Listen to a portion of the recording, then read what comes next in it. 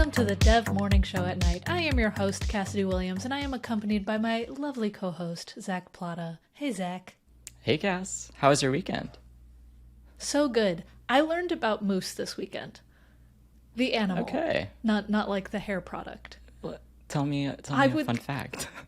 I'm going to tell you so many fun facts. Did you know that a moose can dive 20 feet into water? And these are big creatures. Like, their antlers can go up to 6 feet wide, and they can weigh up to 1,800 pounds, and they dive.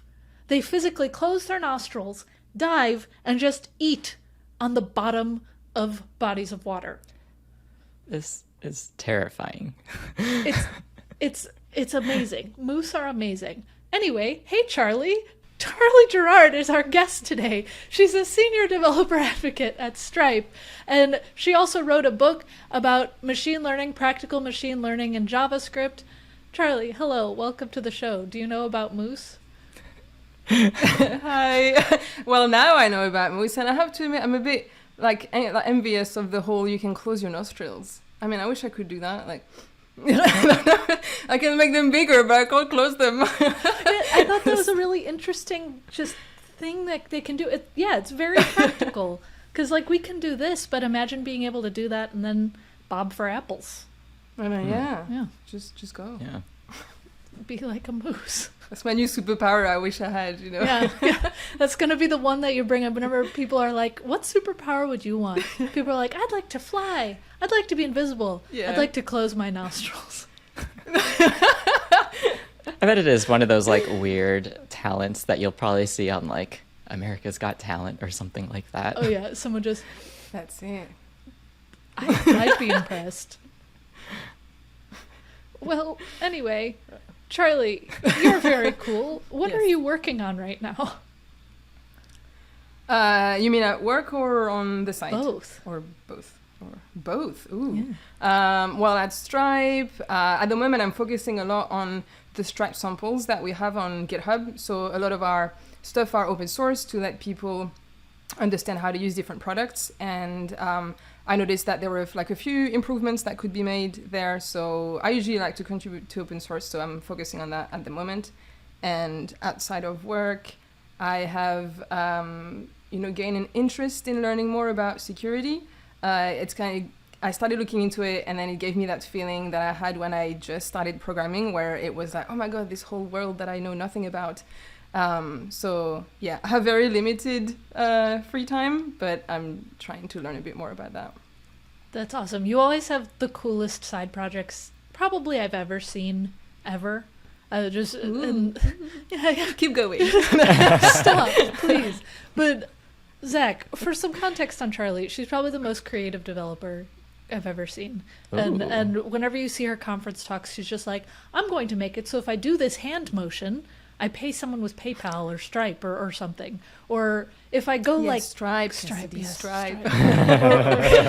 or if I go like this, all of a sudden I'll be drumming. Or you made what was it? Beat Saber in the browser with your arms. Ooh, oh my word. I would love that. Is that a game I can play right now? Yeah, I mean, I think it was hosted on Netlify, so it probably still exists. Perfect. It floats. Cool, I'll hit you up after this. Yeah, we'll drop it in the show notes and everything. Okay, it is time to talk about our sponsors. The Dev Morning Show at Night is a sponsored podcast. I mean, someone has to pay the bills around here. We're sponsored by LaunchDarkly, and LaunchDarkly is the first scalable feature management platform. That means dev teams can innovate and get better software to customers faster. How? By gradually releasing new software features and shipping code whenever they want, fast-tracking their journeys to the cloud, and building stronger relationships with business teams. Thanks for the money, LaunchDarkly. Charlie, what is your typical day like at Stripe? You mentioned what you're working on with all of the samples and everything, but is it mostly coding things? Is it speaking? Is it writing? Is it a combination of all the above? Well, as a dev advocate, it is definitely a combination of all the above. I think at the moment I'm a bit lucky that I can really arrange the work that I do the way that I want, because I'm not yet completely comfortable going back to conferences, so I focus a lot on blog posts. at the moment, because it's still sharing knowledge and writing code and things that people can read, even if it's not like in person. Some advocates are better, like they prefer doing like video stuff, but I cringe quite a lot, like recording myself. So I'm trying to like, it's something I want to get better at. Yeah, but I won't have to edit, so it's fine. I want to get better at it, so I think that job is good. Like I actually took it because I wanted to like push myself to do that. But at the moment it's more blog posts and code samples, and when I'm a bit more comfortable, then I want to get back out there on stage. And you know, a demo is always, you know, more fun when you can do it live on stage. So yeah, definitely a mix of a lot of different things, as long as it's related to Stripe and teaching people about the products that we have or how to start your own business online. As long as it's, you know, remotely related to creating some kind of business online, then you know, I'm free to come up with whatever idea, which is cool. I like that. And allows for a lot of creativity too. Yeah. So regarding your day-to-day workspace, like what kind of tools do you use on the daily? So I'm very simple. I'm not the type of person who's going to customize everything. So I just use like iTerm and with like Z Shell and VS Code and my browser. And that's pretty much it. I don't even have like a custom theme or anything, because I think when I get excited about something, well, just the default, you know. Well, yeah. I know, it makes me feel like I'm not a real dev, you know, but it's more that I guess most of the time I'm just excited about building something, and I feel like I just want to get the thing done. And you know, but sometimes when I see other people's setup, I think it looks really pretty, but that's my lazy part, is on doing that. So, well, there's also that, and mildly distracting depending on how pretty it is, because there's been some themes where I'm just like, I like this so much that I don't want to use it because I just keep looking at how pretty it is and I don't actually build anything. Yeah. But I'm right there with you, Charlie. Like I'm very much like a plain, like default settings person. But then I think Cassidy was showing me her like Obsidian themes, and I was like, okay, this looks really cool. And sometimes I'm inspired. On Obsidian? Oh, Charlie, don't get me started. There's so many themes on Obsidian. All right, you'll have to show me that. I made one too. It's called Cardstock. It's open source. You can find it. Okay. Anyway. You get inspired. Yes, exactly. Yeah. But Charlie, going back, what got you into the industry in the first place? Because you have such a creative look at coding. It feels like you have been an artist in another life because you do such cool things with it. Ooh, maybe I was. I come from a marketing background. I never saw myself as a creative person, which is interesting because I only thought I ever was just very strategic and like logical, and I had no skill for anything artistic. And it's only when I started learning to code that I realized that maybe that was my medium. I'm not very good at drawing unless I have like help from the tools on iPad and stuff like that. But I like, you know, free like hand stuff, I'm terrible. But from working in marketing, it wasn't something that I was super excited, you know, about. I think studying marketing and advertising was really interesting, but then the job, it was very different. It was a lot more project management than anything else, which, you know, is like, it's important, and, you know, that's a job that needs to be done. But for me, I was working with developers and I was looking at what they were doing. And I think it was the beginning of 3D in the browser with 3JS, so about like 8 to 10 years ago. And that was like, oh, I didn't know you could do that on websites, and it's cool and so interactive. And I think seeing what they were doing, I really wanted to give it a try. But learning outside of work, when I had no framework of like where to start, like, I didn't even know how to add JavaScript to a website. Oh, this man. is like really how I knew about HTML tags, but I was like, how do you add the JavaScript? So I did a bootcamp. Yeah. But it's like, you know, when you don't know something, I feel the same now when I'm looking at security, and I'm like, well, I don't know anything, so where do I start? And it's about finding maybe certain frameworks that guide you into like what to learn. So yeah, after the bootcamp, I realized like, wow, like this is so cool. Even in my bootcamp, this is where I started doing a bit of 3D in the browser, just on my own. Like, it wasn't part of the bootcamp, but we had projects to make, and I didn't want to make a to-do list. I was like, I need to be excited, so I want to try what's out there. And I started doing hardware with JavaScript as well. And I think from there, it was like this like new world where I was like, whoa, like I can really create whatever I want. I have an idea and I don't have to wait for somebody else to do it. And I feel like when I was in marketing, it was maybe that frustrating thing where I was like, oh, the client really needs this. And the developers were like, well, I'm busy with something else. Or now I can just do it all. So, There you go. So, yeah. That's awesome, though. I feel like so much of even those who don't consider themselves very creative developers, but so many of the creative devs I know come from a background where they just were like, wait, that kind of looks cool. And then they start learning it themselves and figuring it out. And I feel like that's how you best learn something, when you figure it out on your own rather than just being given like a textbook, go learn it, and not getting that practical I think it's very exploration. standardized. Yeah, I think when you see material given to you in a course, it is for you to get a job at the end, right? So it's usually very, very, very practical, and I feel it's quite restrictive. Or maybe it's the way I learn. I need to be excited to not be lazy about it, because if I find it boring, I'm just gonna like procrastinate, push it as further I can. But when I'm excited about something, then there's no stopping me. Like I'll just I won't stop until it's done, and that's a feeling that I like. So. But yeah, it's like everybody likes different things. So Yeah. I feel that way with my side projects, where like there are parts of it where I say, I know how to do it. I know that I can learn this thing, but that's not as exciting as like the pretty CSS or figuring out how to do this fun animation or something like that. Totally. I think there needs to be more of that in like day-to-day work, like the creativity side of things, where you're not worried about like, oh, is this the right thing to do? Or like, I need to check on this resource to see if this is like how everyone does it. But it's just kind of like, I'll just figure it out and do the thing, and then eventually I'll figure it out later. Yeah. Okay, it is time for rapid fire questions.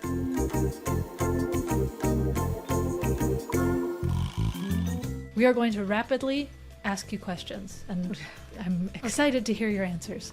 First of all, we all have domain names, or 5, 10, however many domain names that we're squatting on. What are yours? I actually only have one, and it's my personal site. I'm very boring. Good for you, though. Next question is, what is the most recent thing you over-optimized? So I think it's one of my latest projects about ultrasonic payments. It took me a while to write that blog post because I wanted it to be perfect, because it's like I've known about this for a while, but explaining it to people who don't know is, I definitely feel like I over optimized. I asked my team members for feedback, and I had like 50 comments, and I wanted to give up. I was like, I'm done. But in the end, it was like, I asked for feedback, so I really appreciated it. But at Stripe, people are very nitpicky, and I feel like I definitely over optimized. People don't feel it when they read it, but I feel like I rewrote this thing like 100 times. But I loved it in the end. It was fun. And also, could you please explain what ultrasonic payments is? I read your blog post, so I know, but for those who haven't. Okay. Yeah, it's using ultrasonic data transmission, so sending data via sound waves. And what I did is sending a Stripe payment link from an offline device to my phone using the microphone and the speaker. So what I wanted to do at the beginning was to transfer actual my card details, encrypted or not. It's just a prototype, but that I didn't have the time to do that. So I'm just sending a payment link. So so you can basically have some kind of payment between offline devices, and you could repurpose that for whatever you want. Just I don't know, send images between your phone and your laptop Memes. with sound. Yeah, you can just redo that. Yeah. That blows my mind. The fact that kind of information can be translated audibly. Like, granted, we are speaking, we're transmitting audio, but it's so interesting how that all is possible. I love the whole like invisible data. Yeah. How everything that is some kind of waves, like lights or sound or anything, can actually be used to transfer data. That's fun. Incredible. Definitely. Okay, we got next question. What's your golden rule for coding? So I think there's like a phrase, but I forgot it. It's kind of like make it work and then refactor. Like I'm a very much fan of like just make it work. It's probably ugly at first, but just do it and then figure out how to refactor it. And sometimes you just don't refactor, but that's fine, it works. So I think there's like a proper phrase, but to me it's definitely my golden rule. Yeah, well, the proper phrase or not, the concept is still there. Just get it working. You can always fix it. Yeah. What's your favorite "it depends" question? It's when people ask me about like career advice or like tech to learn. I always like, I don't know. I don't even know where I'm going. So I don't think I can tell you where you should go. But yeah, it's probably one of my favorite. It depends, because I do want to help people, but there's no prepackaged solution about what you should do with your life or what you should learn. I wish people were just like trying to figure out what they want to do. But I understand also, asking other people questions. Right. Yeah. Like you want to be able to offer guidance, but it truly is an "it depends" question, because it could be anything. What is the oldest piece of tech that you own?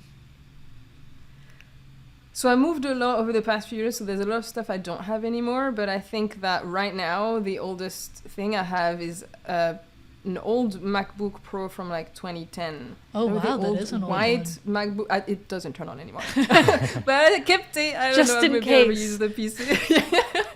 Yeah, if I can do something with it one day, put it in a museum or something. Sure. Love that. All right. Have you written a piece of cringy code? And if you have lately, what was it? I think I always write cringy code. I think all my side projects have a bit of cringy code in it. But I think probably the worst was one of my first projects where it was like an animation of cats across the screen, and all the logic was just if statements after each if statement. And it was just like, I looked back at it maybe a few years ago and I was like, wow, I've come a long way. But I don't want to look at it anymore. It's done. It's in the past. That's a good way of looking at it, though. I've come a long way, because then I feel like it's healthy to look at anything you've ever written and cringe a little, because that means growth. It's funny because I could refactor it because it's public, right? So people could look back at it and be like, oh, she's a terrible developer. But in the end, I'm like, I'm not going to refactor it. It's a side project. And also, it's fun to look back and be like, whoa, I wrote that after a few weeks of learning to code. And now I would definitely not rewrite it the same way. But it's fun that, again, I made it work. And I never refactored it. Yeah. So, What's your favorite programming pun? I don't have any, but I know you do have a lot. Twist my arm, why don't you? Yeah. Help me here. There's so many options. I'm on the spot. The tables have turned. Oh gosh, I actually am on the spot now, and I'm panicking. That's fine. It's rapid fire. Rapid fire. There has to be something about spaghetti code. Pasta. Or the favorite meal. Spaghetti code. I don't know. Okay, I'll do one. Yeah, spaghetti code. I'll do one that's very specific to you. So, it was a very patriotic choice that Stripe made to hire you, Charlie, because you are a star. Stars and stripes. Oh my god. Hey. I'll take it. The sound effect thing. Yeah. Awesome. All right. And then last question. What's your most used emoji? I always use the smiley face with the tears because I laugh a lot. I take not that many things that, seriously. And I think in every of my tweets or texts, there's always that face. Yeah. It's a popular one. It's a good one. It's a classic. And it's also good to like... And it's nice, Yeah. It's like, yeah. It's also good to decorate any sarcasm just in case it's lost in translation in text.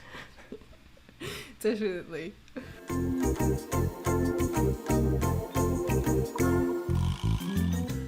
All right, and it is now time for our random segment generator. We're going to go through some options and see what random segments might pop up. And this first one is spill some tea. What's something that's overrated or underrated in the developer community? So I think to me it's like how, I don't know if it's spilling some tea, but it's like, it really annoys me when if something looks like fun or easy to understand, people think that it's not smart. Like that makes my blood boil every time. It's like, oh, I've given talks or I've written things where people come and tell me after that it's like, oh, it's nice to have like a non-technical talk, and I'm just like, there was code on almost every slide. Like, what is not technical? Yeah. But I think it's like if you, because I could make what I do very complicated if I wanted to. I could not bother to explain, and I could use a lot of buzzwords, but that's not what I want to do. And the hard part, the hard work, is to make it actually something that most people can understand. And I feel like that's completely forgotten. People are just like, oh, I can understand this, so it must not be smart. It's like, well, actually it was very smart to make it like accessible. Thank you very much. Yeah. But yeah, it really annoys me, because then I feel like people might fall back into the, oh, I'm not going to make the work to explain because it's going to make me look smart if it's complicated. I don't see the point. So yeah. Right. This is my end of rant. Moving on to the next segment, we have 404s and heartbreak. So we'll talk about what's something that like was taken off the internet, or there's a page not found that you really miss. So I don't know if you remember this, because I don't know if it was very popular at the time, but do you remember the program SETI at Home?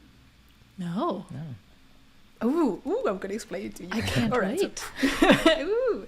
So it was a program, I forgot if it was NASA or a university, where people could download a program on their laptop that was basically being fed data from satellites, and then find extraterrestrial life. So I think SETI is like maybe software for extraterrestrial, yeah. I'll send the link. But I think that last year they actually stopped letting people get data on their laptop. So I think you can't download the program anymore. If you had it before, you can probably still open it. But I didn't download it on my laptop, so I think now it's not really accessible. And they stopped it because they now have, they had collected data for like probably more than 10 years. And now it's time for them to actually analyze it with machine learning and find if there was any signal coming from like other planets or whatever that could potentially be extraterrestrial life. But it was in the news last year. It made me sad that they stopped, because it was this really cool, you could run it as like a screensaver. And it reminded me that my dad had that when I was a kid. It had like cool colors. There was basically a 3D graph of like a spectrum, and you could see it was moving live because it was getting data that then, it was basically kind of like an old peer-to-peer network. Like every computer was a node, and it was then sending the data back, because I guess the university or what, I forgot the organization that was doing that, didn't have enough computer power to actually do it all on its own. So it was spreading it across everybody who had the software, and I just like the project, being able to, like, you're contributing to potentially finding extraterrestrial life out there. Yeah, so they stopped now, but who knows? If there's result in the data in the end, if they find something, that'd be really cool. But yeah. So cool. Even if nothing comes from it, what a cool like community thing that so many people participate in. I wish they had let people still do it, but just like maybe didn't collect the data or whatever. Yeah. Or I don't know. I could have had the data and run machine learning on it. You could have found an alien. Yeah. Yes. It might have been ultrasonic. I'm glad that we talked about both moose and aliens on this podcast. Yeah. And finally, our last segment is Launch Lightly, Crash Darkly. An ode to our lovely sponsors. What is your advice, Charlie, for someone just getting started out in software development, dev stuff in general? So usually I would kind of want to say, like, don't believe the hype, but I know that it's hard, because when you get started in the industry, I think you're probably very influenced by everything that you see around. But a lot of the times, especially if you take if your resource is Twitter, people always talk about the new like buzz like thing, and it's never really what you should focus on when you start. But I know that when it's hard when you're just starting in the industry and you don't really know what to focus on. But I wish that people entering the industry would not maybe stress too much about that, or about like, oh, this random person that I've never met said I should learn this, so I'm going to learn this. And I get there's a lot of bad advice out there, but here I am giving me advice, so I don't know, maybe my advice is bad too.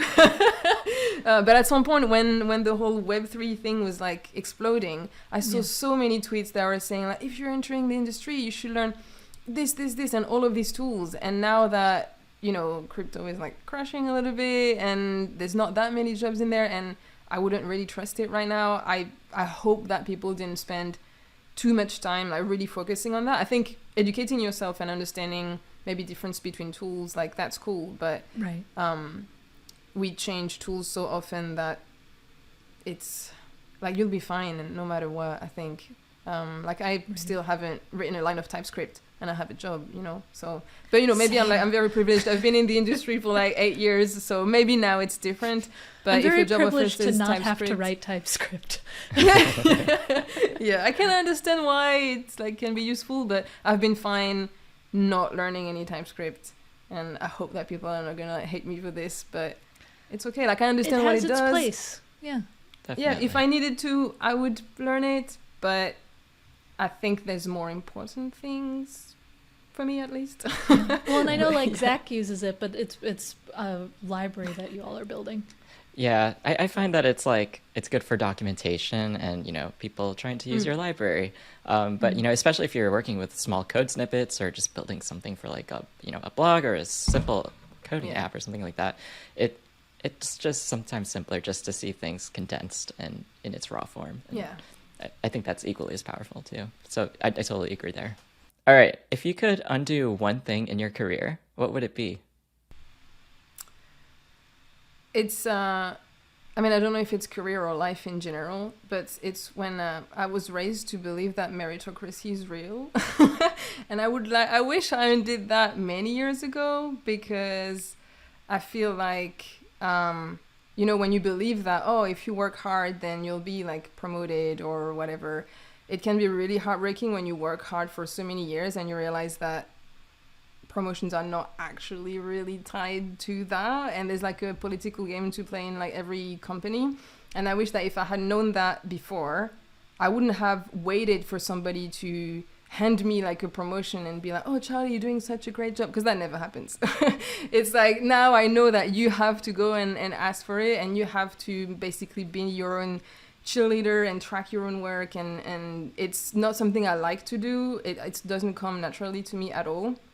But I wish that if I had known years ago that it works that way, then I could have grown like that skill as well to promote yourself in a better way, and maybe my career would have been different. And I just wish that we didn't, you know, keep broadcasting that message of like, oh, if you work hard, it's just gonna happen, because it doesn't. And I feel like that's a skill I should probably teach people as well, like how to promote your work in you know the right way, or how to understand, how to ask questions in your company to figure out what you should focus on if your goal is to be promoted, or all that stuff. So yeah, I think in an ideal Now I know world at least, that would but- be true. yeah. Like Yeah. if everything were fair in the world, that would be true. Where you work hard, you get the promo, done. But I think you're right. Like documenting what you do and being able to push for yourself. It's a weird political game that, depending on where you work, you have to play it more than other companies. But anyway, on a more fun note, what are you excited about right now in the world of software development? Well, as I mentioned at the beginning, like the whole security part of the tech field is something I'm excited in. And I think, I mean, personally, the way I've been learning about it is, well, in JavaScript. I do everything in JavaScript. So I've mostly been trying to do things in Node.js, and specifically in open source security, because the more I look into it, the more I realize like how are we really using all of these packages that we have no control over, that I never read the source code of any other thing that I use. So, and you can, like, I experimented with adding ransomware in a Node.js module, and that works. And then I did what's called a reverse shell. So in one line of code, you can actually open some kind of connection between somebody else's computer and yours. Well, that would give me a complete access to their file system. Not anything that would run with sudo, because you would have to know the person's password. But it means that if somebody installs the fake package that I wrote, it gives me direct access to their laptop, and they have no idea. So I could encrypt everything, or I could look at all of their files or pictures, or I could then, I don't know, install a keylogger and have really everything that they're typing. And that's easy to do and quite easy to hide, considering that nobody checks the source code of the packages that they use. So I think that that's super interesting. It's like I'm opening this door to a world that I didn't really know before. And tying it back to like open source and JavaScript means that that's my entryway into learning about that. Because I think if I wasn't, like, I learned by building things. So if I wasn't able to do that, I wouldn't really know how to guide myself into learning more about that. But it's scary, but also super exciting. I'm like, ooh, what's next? Like, I don't really know what like my next step, but it's really interesting. I like that. It's like you're a spy. Yeah, I can do bad things. For educational purposes, I have to say I am not actually. I mean, it's important to say I'm not actually trying to steal anything. I'm always interested in understanding how things work, so that then now I have become a bit more cautious about the tools that I use, and even at Stripe when Dependable opens PRs for updates on packages, I look more at the changes. I don't just trust the changelog because sometimes they're not very, you never know. explicit, yeah.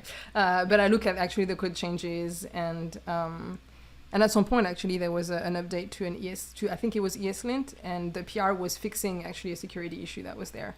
So it's interesting to be reading that. It kind of forces me to look more into the source code of the tools I'm using, which is, learning doesn't always come from writing code. It also comes from reading it. Right. So yeah, it's been interesting. Well, and it's also one of those. It's also one of those things where if you know how the attackers do it, then you can defend against it. And so learning about security, it is a scary thing because you're just like, oh, the implications of this are not good. Yeah. But if you learn it, then you can be better prepared to defend against it. Yeah, and that's a really important thing, because there are a lot of people out there who will do it for bad stuff, either to like blackmail or like steal or whatever, and I feel like people need to be aware of how to defend themselves so that they can make the choice to do it or not do it. But at the moment, if you don't know, then your default choice is to not protect yourself, and I don't really like that as a default. And yeah, at the moment I'm talking to, when I write blog posts, my audience is developers, but I think it would be important to also kind of like broaden it a little bit, because you can hide stuff in PDFs, and I didn't know that. Yeah. But and I was just like, I just download PDFs left, right, and center. So like, and I don't know what's in it. What could go wrong? The whole security thing, I think sometimes I like take it for granted, or just add another dependency to the project or whatever. But then you come across, what was that event that happened like a year ago with like the Java library log4j or something like that, and it caused like a huge it was log4j. Security like thing that everyone had to kind of like, because everyone like used this library, and everyone had to like developers. They had to like scramble to address the underlying issue, and it was hard because it was an open source project. No one was really I think everyone was just kind of like, who's taking care of this? Right. But yeah, it's interesting to learn about these things for sure. Yeah. All right, we are moving on to the sage advice part of whatever this thing is.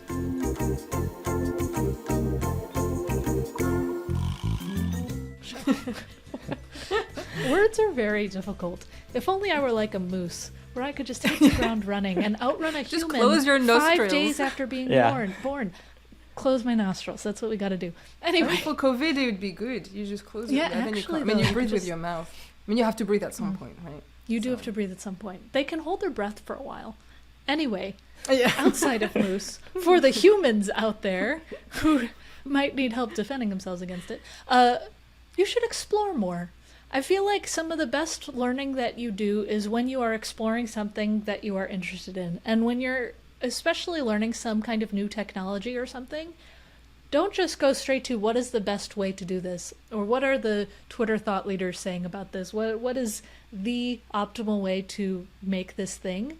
Just kind of try it Embrace that childlike wonder within you and try building something, and as it breaks, figure it out as you go, because you will learn so much deeper anything that you're building when you solve it that way.